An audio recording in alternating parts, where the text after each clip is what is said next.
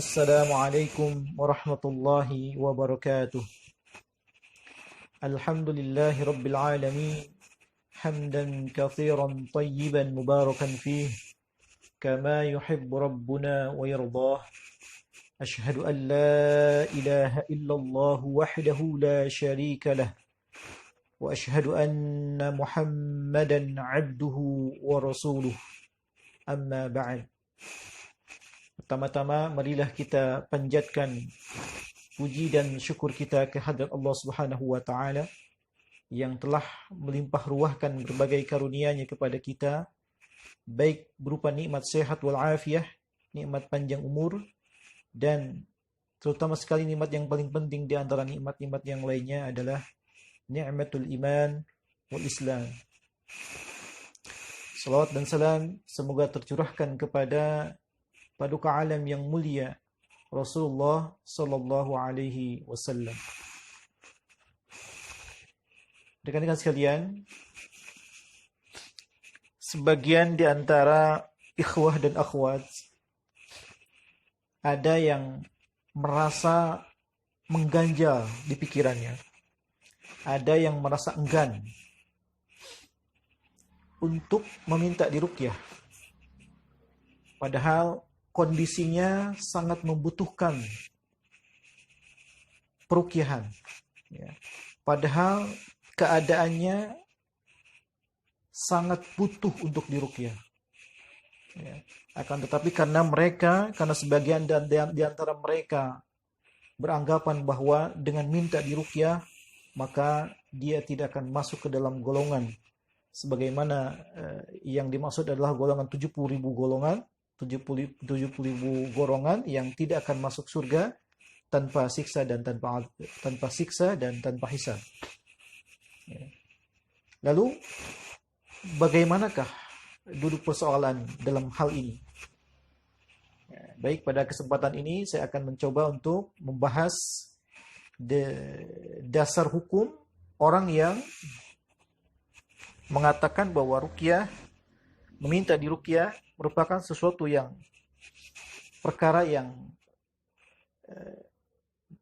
diharamkan, ya, karena di antara mereka ada yang mengatakan bahwa minta diruqyah termasuk sesuatu yang tidak boleh, ya, meskipun mereka berbeda pendapat. Ada yang mengatakan tidak boleh dalam artian dalam makruh dan lain sebagainya, ya.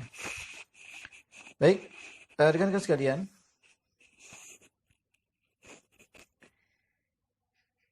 salah seorang tabi'in yang bernama Husain ibnu Abdurrahman, beliau ketika sedang duduk-duduk bersama dengan Sa'id bin Jubair, ya. Husain ibnu Abdurrahman adalah seorang tabi'in terpercaya. Kita kenal bahwa tabi'in merupakan generasi kedua setelah sahabat. Generasi yang merupakan generasi terbaik setelah sahabat. Sebagaimana disebutkan dalam sebuah hadis, khairun nasi qarni, thumma alladhina yalunahum, thumma alladhina yalunahum. Sebaik-baik manusia adalah pada masaku, yaitu pada masa sahabat. Kemudian setelahnya siapa? Yaitu tabi'in. Kemudian setelahnya lagi yaitu siapa? Tabi'in. Ya. Jadi tabi'in merupakan generasi terbaik kedua setelah sahabat Nabi. Lalu apa yang dialami oleh Husain ibn Abdurrahman pada saat itu? Husain ibn Abdurrahman ketika sedang duduk dengan Sa'id bin Jubair, ditanya oleh Sa'id bin Jubair, siapakah di antara kalian yang melihat bintang yang berpendar pada malam tadi? Ya. Siapakah di antara kalian yang melihat bintang jatuh pada malam tadi? Kemudian Husain ibn Abdurrahman mengatakan, saya. Akan tetapi saya tidak sedang sholat. Kemudian Sa'id bin Jubair berkata, apa yang kamu lakukan pada saat itu? Saya disengat binatang berbisa.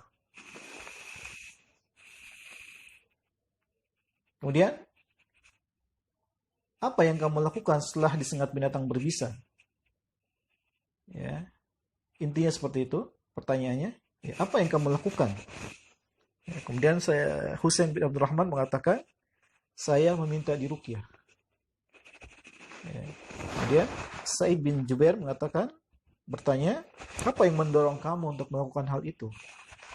Maka Husain bin Abdurrahman mengatakan, hadis yang disampaikan oleh Asy-Sya'bi dari Buraidah ibn Husayb al-Aslami yang berbunyi, la ruqyata illa min ainin aw humatin. Tidak ada ruqyah kecuali untuk kasus penyakit ain dan sengatan binatang berbisa. Ya. Faqala Sa'id, dan berkata Sa'id, sungguh baik orang yang telah mendengarnya. Ya, jadi Sa'id mengatakan sungguh baik orang yang telah mendengarnya. Akan tapi Ibnu Abbas, kata Sa'id, akan tapi Ibnu Abbas pernah menyampaikan kepada kami dari Nabi sallallahu alaihi wasallam, beliau bersabda, uridat alayya al-umamu fara'aitu an-nabiyya wa ma'ahu ar-rahtu wan-nabiyya wa ma'ahu ar-rajulu war-rajulani wan-nabiyya laysa ma'ahu ahadun idh rufi'a li sawadun 'azim wa dhanantu annahum ummati faqila li hadha Musa sallallahu alaihi wasallam wa qaumuh. Beberapa umat ditampakkan kepadaku, kata Rasulullah SAW. Ya. Lalu kulihat seorang nabi bersama satu atau dua orang. Ada juga nabi yang tidak disertai siapapun. Ya, kemudian tiba-tiba ditampakkan kepadaku satu golongan dalam jumlah yang amat banyak, sehingga aku mengira bahwa itu adalah umatku. Ya, kemudian dikatakan kepadaku bahwa itu adalah Musa dan kaumnya. Kemudian dikatakan lagi, faqila li, ya, unzur ilal ufuqil akhar. Lihatlah kepada arah yang lain. Ya. Faida sawadun azim. Ternyata di sana ada jumlah orang yang sangat banyak. Ya, ada lagi jumlah orang yang sangat banyak. Ya. Kemudian faqila li, dikatakan kepadaku, hadhihi ummatuka, ini adalah umatmu. Wa ma'hum 70,000 yadkhuluna al-jannata bighairi hisabin wala 'adzabin. Dan beserta mereka ada 70.000 orang, 70.000 golongan, ya, yang masuk surga tanpa hisab dan tanpa azab. Ya. Kemudian setelah Rasulullah SAW menyatakan hadis ini, Rasulullah SAW bangkit dan masuk ke rumahnya. Ya, kemudian orang-orang yang para sahabat yang ada pada saat itu saling bertanya tentang omongan yang baru saja disampaikan oleh Rasulullah, yaitu tentang orang yang masuk surga, 70.000 golongan yang masuk surga tanpa hisab dan tanpa azab. Ya. Sebagian mereka menyangka bahwa orang yang masuk surga tanpa hisab dan tanpa azab itu adalah orang yang hidupnya senantiasa menyertai Rasulullah SAW. Di antara mereka juga ada yang menyangka bahwa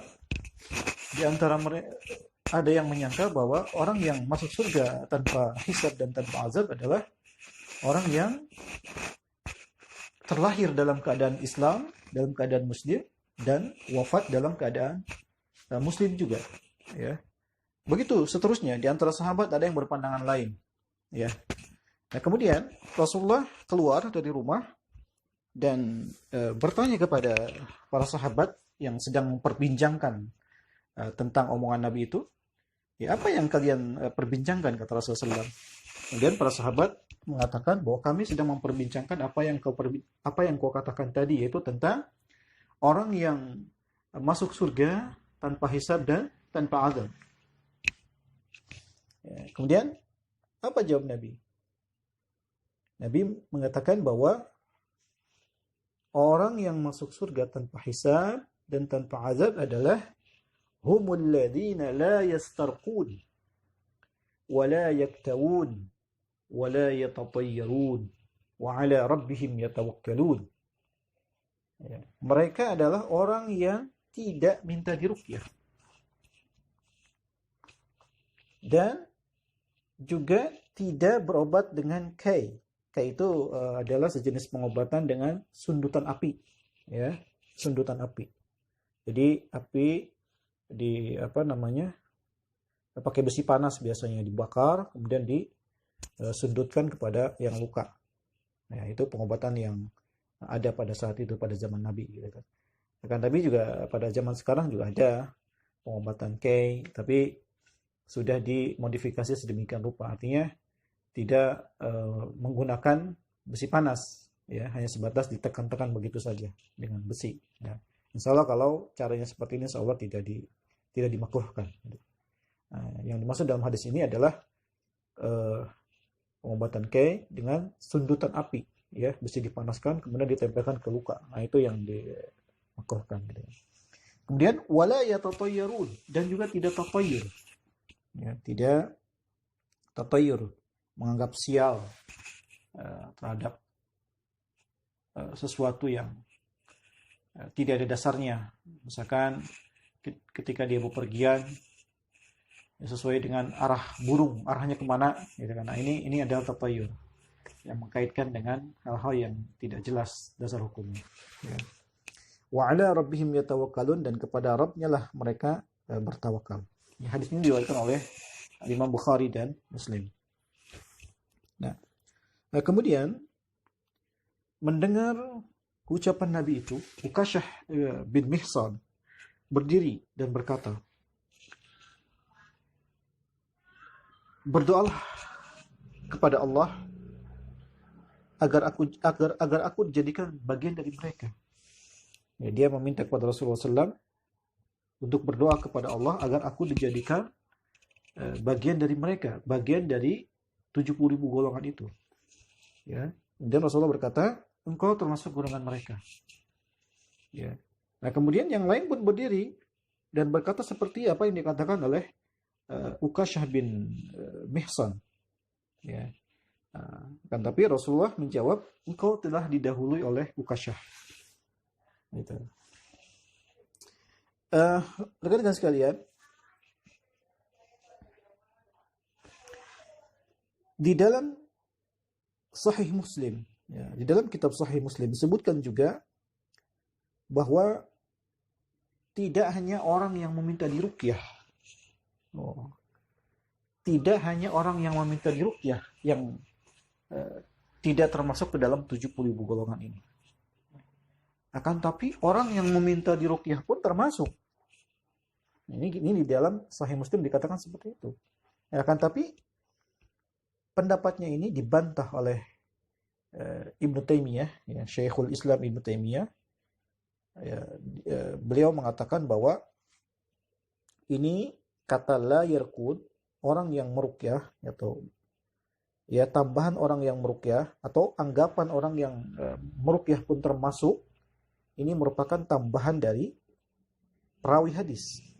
Ya. Artinya Rasulullah tidak pernah mengatakan seperti itu. Rasulullah hanya mengatakan humul ladzina la yastarqun, ya, wala yaktawun wala yatatayyarun wa ala rabbihim yatawakkalun. Tidak ada di situ kata la yarqun, tidak ada. Ya, tidak ada. Itu tambahan dari perawi hadis, ya, menurut Imam Ibnu Taimiyah. Ya. Karena seorang peruqyah itu dia dengan ruqyahnya itu dia bisa bermanfaat bagi orang lain.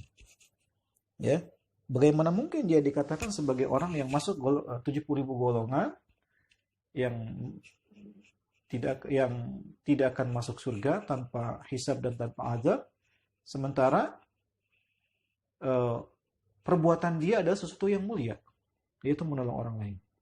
Ya. Dan ini sejalan dengan hadis yang yang yang disabdakan Rasulullah SAW, yaitu man istata'a minkum ayyan fa'akhahu falyaf'alhu. Barang siapa di antara kalian yang dapat memberikan manfaat bagi saudaranya, maka hendaklah dia melakukannya. Ya, hendaklah dia melakukannya.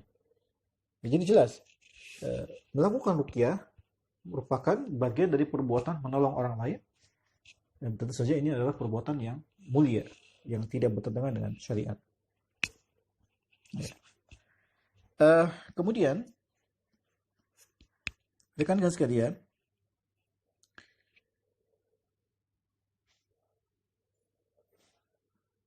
berkaitan dengan meminta diruqyah, ya, maka kita juga harus melihat dalil-dalil yang lain yang berkaitan dengan masalah ini. Ya, di antaranya ada dalil yang diriwayatkan oleh Al-Imam At-Tirmizi, ya, hadis Nabi yang diriwayatkan oleh Imam Tirmizi, yang mana status hadis ini adalah hasan sahih.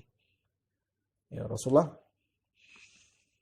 ya, ada yang bertanya kepada Rasulullah, ya Rasulullah, ara'aita ruqa nastarqiha wa dawa'an natadawa bihi wa tuqatan nattaqiha hal taruddu min qadarillahi syai'an. Wahai Rasulullah, bagaimana pendapatmu dengan ruqyah yang kami minta? Wa dawa'an natadawa, dan obat yang kami gunakan. Wa tuqatan nattaqiha, dan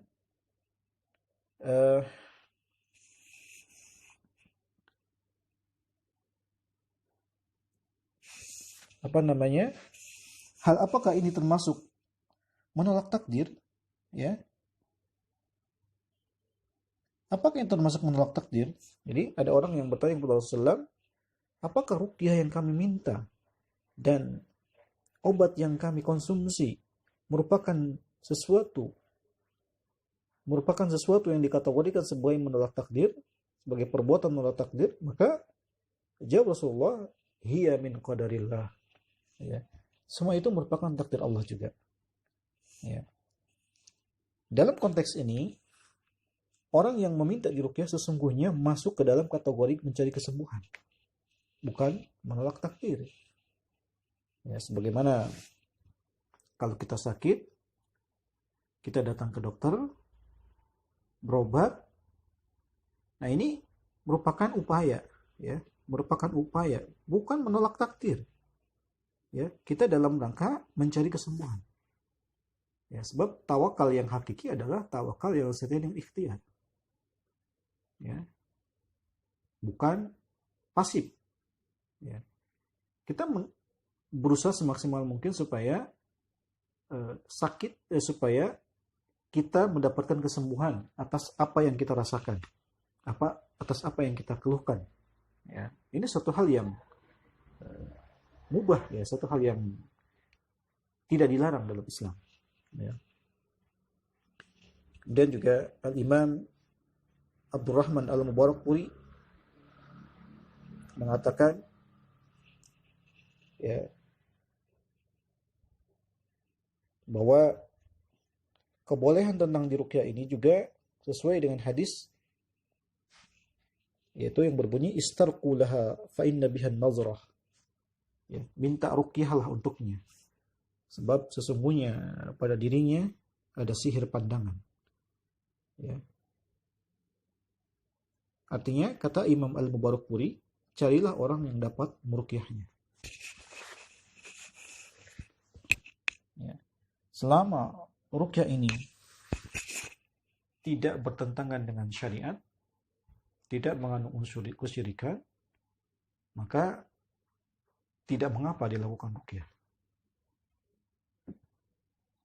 Ya. Bahkan kata Imam Al-Mubarakpuri, yang dimaksud tidak boleh minta diruqyah, ya, itu adalah ruqyah yang mengandung unsur kesyirikan. Sebab pada zaman dahulu sebelum Islam datang sudah populer yang namanya ruqyah itu. Ya, akan tapi ruqyah yang mereka lakukan adalah ruqyah dengan meminta dengan pemujaan kepada syaitan, kepada jin. Nah, ini tentu saja suatu hal yang dilarang dalam Islam. Akan tapi ketika ruqyahnya ini adalah berupa berisi tentang bacaan ayat Al-Quran dan doa-doa yang ma'thur, ini adalah suatu hal yang bagus, ya. Sebagaimana kita ketahui bahwa Al-Quran itu adalah syifa'un wa nunazzilu minal Qur'ani ma huwa syifa'un wa rahmatun lil mu'minin. Dalam Al-Quran surah Al-Isra ayat 82 Allah katakan seperti itu, ya. Bagaimana mungkin dikatakan sebagai sesuatu yang terlarang ketika kita sedang sakit dan kita menempuh pengobatan dengan Al-Quran. Dan begitu pula kalau kita lihat pendapat-pendapat para ulama, ya, tentang meminta diruqyah, di sini banyak, ya, banyak sekali. Ada juga Al-Manawi yang berkata bahwa berobat mengatasi penyakit termasuk gangguan jin, ya, ini tidak bertentangan dengan sikap tawakal. Ya, sebagaimana halnya ketika kita lapar, ya kita makan. Ketika kita haus, ya kita minum. Ya, begitu pula ketika kita berperilaku melakukan sesuatu untuk menjauhi hal-hal yang membahayakan, dan berdoa meminta kesembuhan, menolak bahaya dan sebagainya, ini suatu hal yang wajar, sesuatu hal yang memang sangat ditekankan, gitu. Dan begitu pula Syekh Utsaimin juga pernah ditanya, apakah ruqyah itu merusak sikap tawakal? Beliau berkata dalam fatwanya, tawakal itu adalah benar-benar bersandar kepada Allah Azza wa Jalla untuk mendapatkan hal-hal yang bermanfaat dan menolak hal-hal yang membahayakan. Ya, diiringi dengan upaya melakukan apa yang diperintahkan Allah berupa sebab. Ya. Jadi tawakal itu bukan penyandaran diri kepada Allah tanpa melakukan asbab, kata Syekh Utsaimin. Ya, jadi tawakal itu bukan penyandaran diri tanpa melakukan sebab. Melakukan upaya-upaya atau asbab ini tidak bertentangan dengan sikap tawakal. Ya. Jika manusia bersangkutan meyakini bahwa upaya itu merupakan hanya sekedar sebab saja, ya, yang tidak mempengaruhi sesuatu sedikit pun kecuali dengan izin Allah, maka ini suatu hal yang diperbolehkan. Ya. Makanya di antara syarat ruqyah syariah itu, ya, adalah diantaranya bahwa ketika seorang mendapatkan kesembuhan, ya, setelah melakukan ruqyah, maka jangan diyakini bahwa itu adalah karena ruqyah, ya, tapi ini adalah izin Allah Subhanahu wa taala. Ya. La tu'assir bidzatiha bal bitaqdirillah Subhanahu wa taala. Itu sebagaimana disebutkan oleh Ibnu Hajar Al-Asqalani dalam kitab Fathul Bari, dikatakan seperti itu. Jadi kriteria ruqyah syariah di situ adalah ayyakuna bi kalamillahi ta'ala wa bi asma'ihi wa sifatih, kemudian bilisanin arabiyyin wa ma yu'rafu ma'nahu, kemudian yang terakhir wa alla ya'taqida anna ruqyah tu'assir bi dzatiha bal bi taqdirillah subhanahu wa ta'ala. Ya. Jadi kita tidak meyakini bahwa ruqyah berpengaruh dengan sendirinya, tidak, tapi ini semua adalah karena takdir Allah Subhanahu wa ta'ala. Ya. Kemudian berkaitan dengan minta diruqyah, ya, saya katakan lagi bahwa selama ruqyah ini adalah ruqyah syariah yang tidak bertentangan dengan syariat, yang dibacakan adalah kalamullah, yang dibacakan adalah doa-doa yang ma'thur, maka Allah taala alam, menurut pendapat yang saya tahu, ini ada suatu hal yang dibolehkan, ya, yang tidak bertentangan dengan syariat. Meskipun ya, saya sendiri menyarankan bahwa ketika kita mampu melakukan ruqyah mandiri, nah ini ahsan, ini lebih bagus. Ini lebih bagus. Ya, bagi orang yang mampu meruqyah dengan sendiri, maka lakukanlah ruqyah sendiri tanpa meminta orang lain untuk meruqyahnya. Ya. Dan berbicara tentang orang yang dikategorikan mampu meruqyah diri sendiri, ini tidak hanya diukur berdasarkan kemampuan dia dalam membaca Al-Quran dan doa-doa yang maksur saja. Akan tapi juga ada aspek lain yang harus diperhatikan adalah, ya, diantaranya kemampuan mengatasi reaksi yang muncul pada saat proses ruqyah terjadi. Jadi orang dikatakan mampu meruqyah diri sendiri adalah, pertama, dia mampu membaca Al-Quran dan doa-doa yang maksur, ya. Kemudian dia mampu mengatasi reaksi-reaksi yang dimungkinkan akan muncul ketika dia melakukan ruqyah mandiri itu. Ya, seperti itu. Kemudian juga pendapat dari Profesor Dr. Muhammad Usman Shubair, seorang pakar keislaman, ya, dalam satu tulisannya yang berjudul Dawabitut Tadawi Birruqa wat Tamaim fil Fiqhil Islami, menyampaikan beberapa jawaban terhadap masalah meminta diruqyah ini. Beliau mengatakan bahwa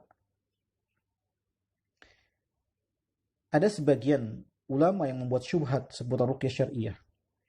Di antara syubhat itu berbunyi ruqyah bertentangan dengan hadis yang menjelaskan sifat orang-orang yang masuk surga tanpa hisab.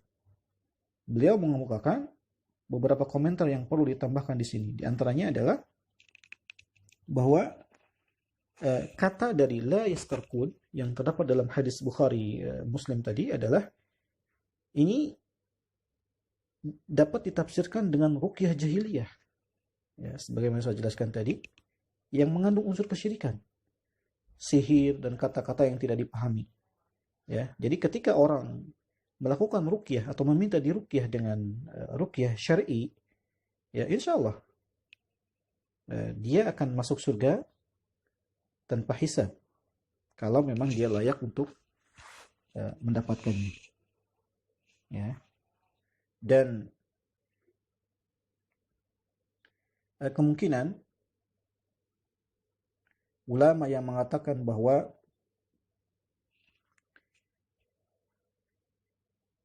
tidak boleh minta diruqyah ini adalah ketika melihat orang-orang yang berkeyakinan, ya, bahwa obat akan memberikan manfaat secara natural, ya, atau yang dikenal dengan kelompok Tobaiyun, ya, kelompok Tobaiyin atau naturalis, ya. Ya, jadi memang ada di antara kelompok Tobaiyin, dia ketika dia berobat dan dia mendapatkan kesembuhan, maka dia meyakini bahwa obat itulah, ya, yang membuat saya seperti ini sembuh, gitu kan. Nah, ini satu hal yang terlarang dalam Islam, tidak boleh. Ya, sebagaimana juga disebutkan oleh Imam At-Tabari dan Imam Al-Maziri juga mengatakan seperti itu. Ya. Jadi menurut Imam Tabari dan Imam Al-Maziri, ya, bahwa ada sekelompok orang yang berkeyakinan seperti itu, ya, berkeyakinan naturalis, ya, bahwa obat akan berpengaruh dengan sendirinya. Nah, ini satu hal yang terlarang di dalam Islam. Kita tidak boleh, ya, semuanya adalah takdir Allah. Ketika kita mendapatkan kesembuhan, itu adalah min qadarillah, ya, bitakdirilah, itu dengan takdir Allah, dengan izin Allah. Tanpa izin Allah tidak akan bisa, ya, berobat atau ruqyah dan lain sebagainya, itu hanya upaya, hanya asbab, hanya sebab, ya, kesembuhan di tangan Allah Subhanahu wa taala.